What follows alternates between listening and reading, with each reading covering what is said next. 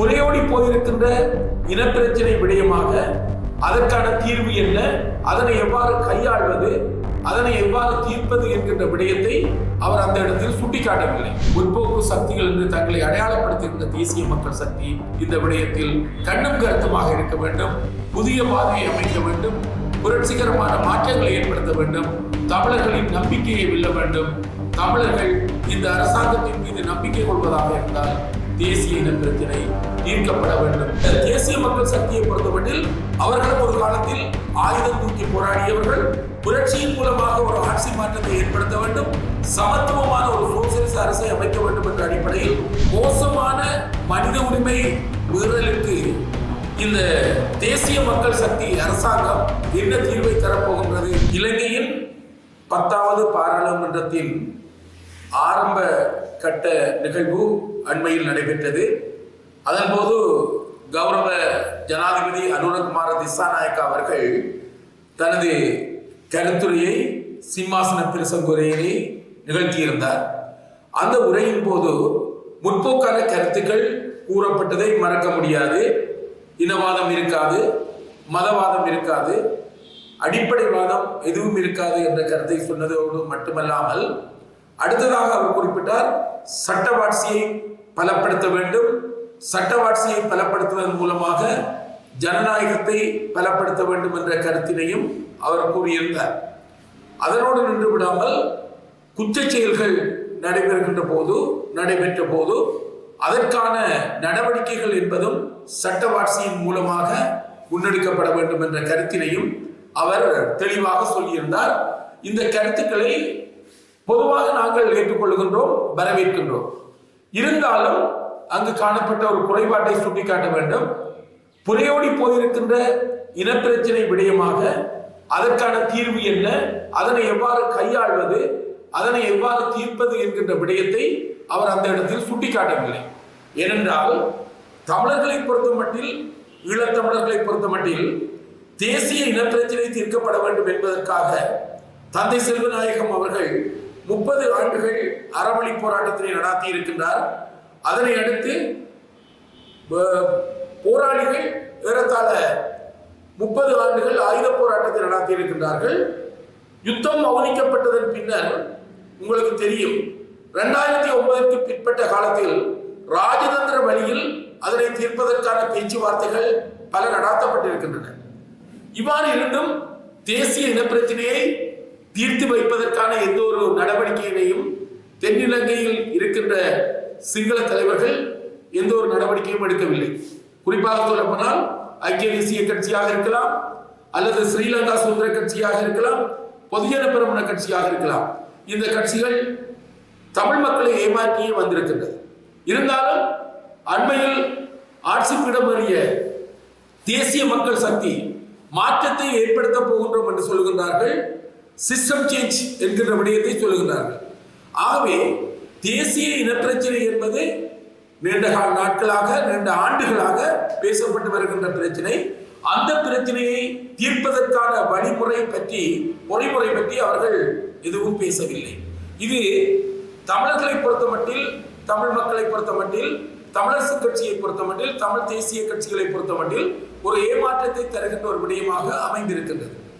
எனவே ஒரு மாற்றத்தை ஏற்படுத்துவதாக இருந்தால் வடக்கு கிழக்கில் உண்மையான அமைதியை அல்லது ஒற்றுமையை, ஒட்டுமொத்தமாக இலங்கையில் ஒரு ஒற்றுமையான தேசிய ஐக்கியத்தை ஏற்படுத்துவதாக இருந்தால் இந்த தேசிய இனப்பிரச்சனை நியாயமான வழியில் தீர்க்கப்பட வேண்டும். நியாயம் என்று சொல்லுகின்ற போது வடக்கு கிழக்கில் வாழுகின்ற தமிழ் பேசுகின்ற மக்களுக்கு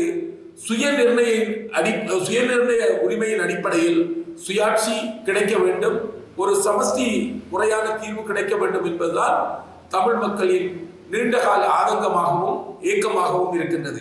அது பற்றி கூறாமை ஏமாற்றத்தை கொடுத்திருக்கின்றது. அதனோடு நின்று விடாமல் இன்னொரு விடயத்தை சுட்டிக்காட்ட வேண்டும். குறிப்பாக காணாமல் ஆக்கப்பட்ட உறவுகள் தொடர்பாக சர்வதேச விசாரணை பற்றி தமிழ் மக்கள், தமிழ் தரப்பு கூறிக்கொண்டிருக்கின்றது. நியாயமான தீர்வு அதற்கு கிடைக்க வேண்டும். அதாவது அவர்களுக்குரிய நீதி பரிகாரம் கிடைக்க வேண்டும். இந்த விடயம் பற்றியும் அங்கு உரையின் போது பேசப்படவில்லை. அதாவது இறுதி யுத்தத்தின் போது 1,46,000 மக்கள் கொல்லப்பட்டதாக எங்களுடைய முன்னாள் ஆயர் ராயப்பு யோசப் அவர்கள் ஒரு சாட்சியம் உரைத்திருக்கின்றார். அந்த விடயம் தொடர்பாக கூட ஒரு விசாரணை பற்றிய விடயத்தை குறிப்பிடாமல் ஏமாற்றத்தை தருகின்றது. குற்றவாளிகளை பாதுகாக்கின்ற நாடாக இருந்தால் நிச்சயமாக பழைய காலம் போன்றுதான், பழைய ஆட்சிகள் போன்றுதான் இருந்து வரும். ஆகவே காணாமல் ஆக்கப்பட்ட உறவுகள் என்கின்ற விடயம் படுமோசமான மனித உரிமை மீறலோடு சம்பந்தப்பட்டிருக்கின்றது. எனவே இந்த மோசமான மனித உரிமை மீறலுக்கு இந்த தேசிய மக்கள் சக்தி அரசாங்கம் என்ன தீர்வை தரப்போகின்றது என்பதை நாங்கள் எதிர்பார்க்கிறோம். ஆனால் அது பற்றி கூறப்படவில்லை. அடுத்த விடயம் அரசியல் கைதிகள், தமிழ் அரசியல் கைதிகள் பற்றிய விடயம். இந்த விடயம் பற்றியும் அங்கு கூறப்படும் என்ற எதிர்பார்ப்பு இருந்தது, ஆனால் கிடைக்கவில்லை. இதனோடு மட்டுமல்லாமல் இந்த மத விவகாரம், அவர்கள் சொல்றார்கள் இனவாதம் இருக்காது, மதவாதம் இருக்காது, அடிப்படைவாதம் இருக்காது என்று சொன்னால், இந்த பல்லின மக்களை கொண்ட இந்த தேசத்தில், பல்மதங்களை கொண்ட இந்த தேசத்தில் நிச்சயமாக இந்த மத விவகாரங்களை கையாள்வதற்கென்று பொதுவான மத விவகார அமைச்சு இருக்க வேண்டும். இதனை பௌத்த சாசன அமைச்சு என்கின்ற அந்த வட்டத்திற்குள் கொண்டு செல்கின்ற போது உண்மையில் மத அடிப்படைவாதத்தை களைத்து விடலாமா அல்லது மத மேலாதிக்கம், பௌத்த மேலாதிக்கத்தை களைத்து விடலாமா என்ற கேள்வி எங்களிடம் இருக்கின்றது. எனவே கௌரவ ஜனாதிபதி அவர்களிடம் நாங்கள் கேட்டுக்கொள்கின்ற விடயம், வடக்கு கிழக்கு தமிழ் மக்களை பொறுத்த மட்டில், ஈழத்தமிழர்களை பொறுத்த மட்டில் அல்லது அவர்கள் பரவி வாழ்கின்ற இந்த தமிழர்களை பொறுத்த மட்டில் தேசிய இனப்பிரச்சனையின் தீர்வு என்பது மிக முக்கியமான ஒரு தலைப்பாக காணப்படுகின்றது. காணாமல் ஆக்கப்பட்ட உறவுகளுக்கான நியாயமான ஒரு தீர்வு அல்லது நியாயமான நீதி பரிகாரம் என்ன என்கின்ற விடயத்திலும் அவர்கள் மிகவும் ஆர்வமாக இருக்கின்றார்கள், ஆதங்கமாக இருக்கின்றார்கள். எனவே இந்த விடயம் பற்றியும் கட்டாயம் சொல்லியாக வேண்டும். இதனையும் விட அடுத்த விடயம் உங்களுக்கு தெரிய வேண்டும். இந்த எங்களுடைய அரசியல் கைதிகளின் விடுமுறை அல்லது விடுதலை என்கின்ற விடயம் முக்கியமாக இருக்கின்றது.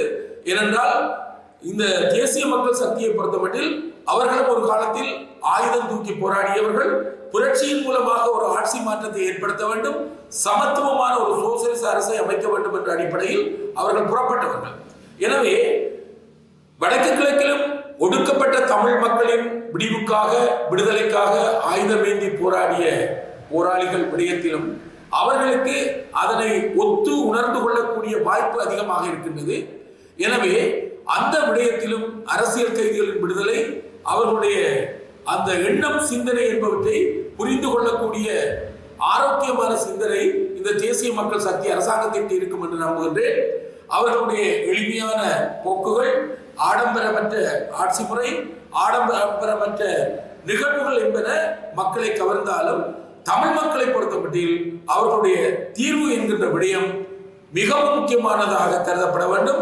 அந்த தீர்வு என்பது ஒற்றையாட்சி முறையின் கீழ் அற்ப சொற்பமான அதிகாரங்களை கொடுத்து அவற்றை அப்படியே கட்டுப்படுத்தி விடுவதாக அமையக்கூடாது.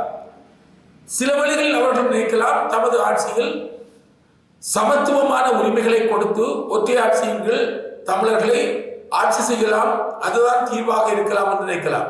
ஆனால் அரசியல் யாப்பு ரீதியாக அதிகார பகிர்வு நியாயமாக வரையறுக்கப்படாது விட்டால் ஆட்சி மாற்றங்கள் ஏற்படுகின்ற போது இனவாத சக்திகள், தென்னிலங்கையில் காணப்படுகின்ற அடிப்படைவாதிகள் ஆட்சியை கைப்பற்றுகின்ற போது மீண்டும் தமிழர்களை பாதிக்கக்கூடிய விதத்தில் அவர்களுடைய ஆட்சி முறைகளை கொண்டு செல்வதற்கான வாய்ப்பு அதிகமாக இருக்கின்றது.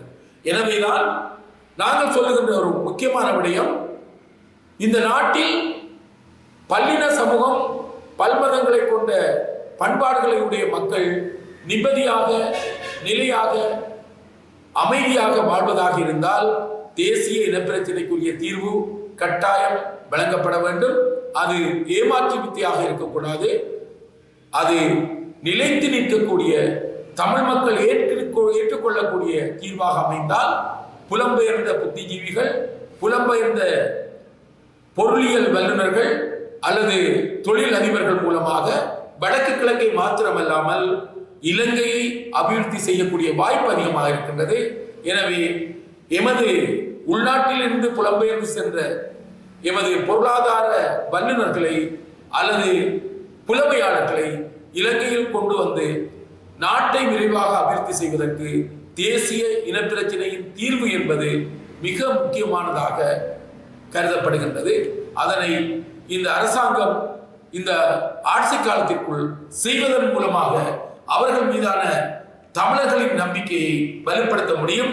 அவ்வாறு செய்கின்ற போது எமது கட்சியும் கூட இந்த முற்போக்கான தன்மையுடைய இனப்பிரச்சனைக்கு தீர்வு தருகின்ற இந்த அரசாங்கத்தோடு கூட்டாக இணைந்து பயணிப்பதற்கு கூட வாய்ப்பு இருக்கின்றது. எனவே இந்த விடயத்தை மீண்டும் மீண்டும் வலியுறுத்துகின்றேன்.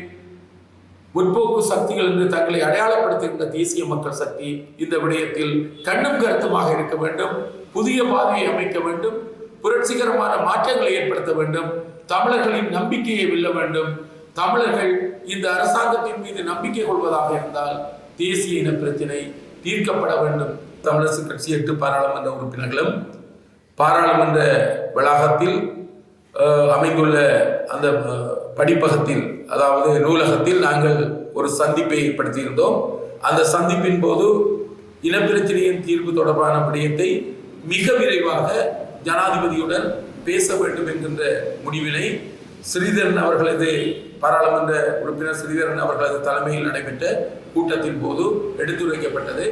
அதற்கான எமது கோரிக்கையினை எழுத்துருவில் வடித்து அந்த விடயத்தை ஜனாதிபதியிடம் கொண்டு சென்று பேச வேண்டும். அந்த பேச்சு மிக விரைவாக நடக்க வேண்டும் என்ற விடயம் அங்கு கூறப்பட்டது. அது மாத்திரமல்லாமல் அந்த பாராளுமன்ற குழுவை வழிநடத்தக்கூடிய பல்வேறு பதவிகளுக்குரியவர்களும் அந்த இடத்தில் தெரிவு செய்யப்பட்டதோடு மட்டுமல்லாமல் நாங்கள் அடுத்த கட்டமாக இந்திய தூதரகத்திற்கு சென்றிருந்தோம்.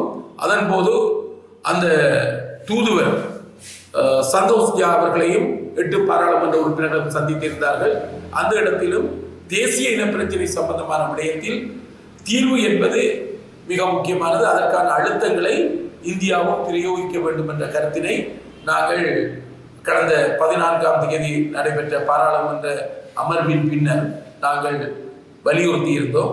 அது மட்டுமல்லாமல் எங்களோடு இன்று வடக்கு கிழக்கை பொறுத்த மட்டிலும் இலங்கையை பொறுத்த மட்டிலும் 3வது அரசியல் சக்தியாக தமிழரசு கட்சி பாராளுமன்றத்தில் காணப்படுகின்றது.